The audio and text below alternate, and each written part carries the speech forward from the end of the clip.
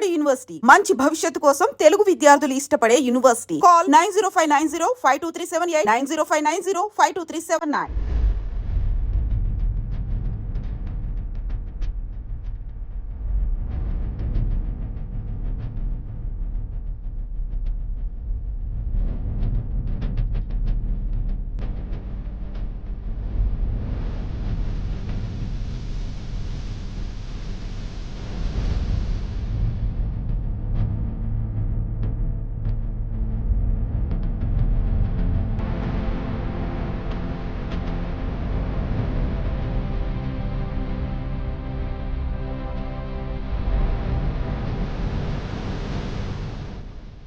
Beach అంటే ఇష్టపడని వారు ఉండరు. చిన్న పిల్లల నుంచి పెద్దవాళ్ళ వరకు ప్రతి ఒక్కరు అలసటని కూడా మరిచిపోయి ఆహ్లాదంగా గడిపే బెస్ట్ ప్లేస్ అది కూడా విశాఖపట్నం. వైజాగ్ అంటే బీచ్, బీచ్ అంటే వైజాగ్. ఇది ప్రతి ఒక్కరికి తెలుసు.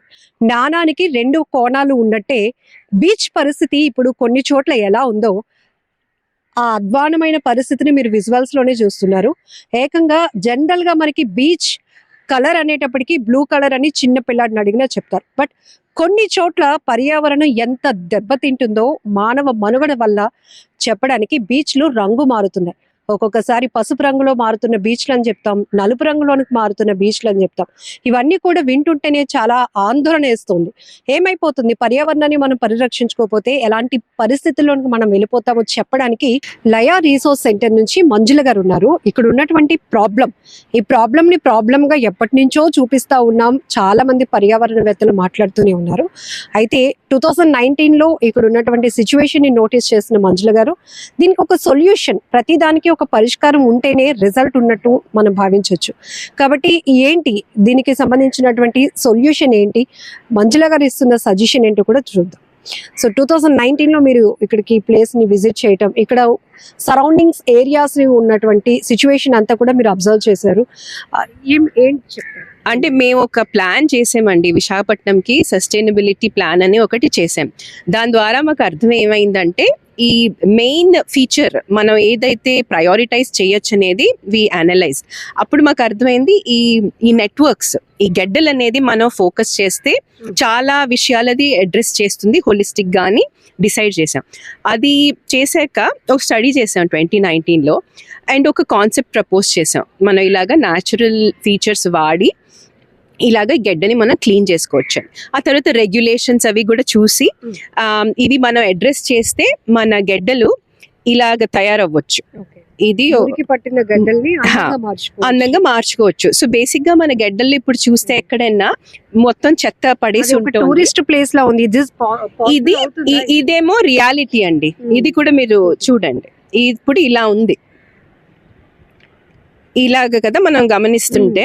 అండ్ మనం ఏం చేస్తున్నాం, ఇలా గోడలు కట్టేస్తున్నాం ఎవరు చూడకుండా, ఇన్స్టెడ్ కవర్ చేసేస్తాం. ఇన్స్టెడ్ మేమేమి ప్రపోజ్ చేస్తామంటే వాటిని ఒక సెంట్రల్ ఫీచర్ గా అర్బన్ ప్లానింగ్ లోకి తీసుకొస్తే ఇంట్రెస్టింగ్ బ్యూటిఫుల్ ప్లేసెస్ లా తయారు చేయొచ్చు. మనందరం కూడా వాటి దగ్గరికి వెళ్ళి వాటిని అనుభవించేటట్టుగా వాటిని తయారు చేయొచ్చు. మంజుల గారు మీరు చెప్తున్నట్టు చూడటానికి వినటానికి చాలా బాగుంది. ఎలా ప్రాక్టికల్ లోనికి వస్తే గ్రౌండ్ రియాలిటీ ఎలా ఉంటుంది, పబ్లిక్ సపోర్ట్ ఎట్లా ఉండాలి అంటే పబ్లిక్ సపోర్ట్ ఐ ఫీల్ చాలా అవసరం దీనికి. ఎందుకంటే ఇప్పుడు ఇక్కడ ఆనుకొని ఈ గడ్డకు ఆనుకునే చాలా మంది ఉంటున్నారు.